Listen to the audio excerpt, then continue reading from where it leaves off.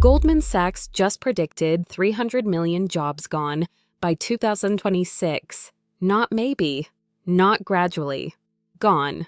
Right now, 47% of knowledge workers use AI daily at their desk. That number was 12% last year.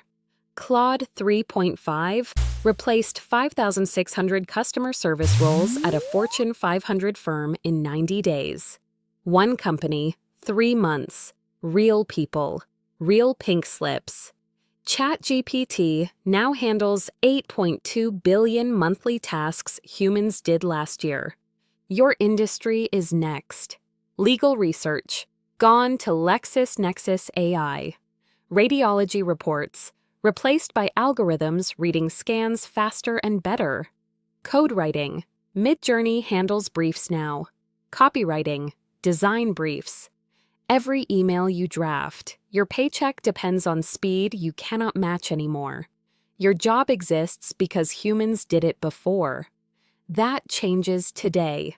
The tools are live. The layoffs are real. Your competition uses them right now.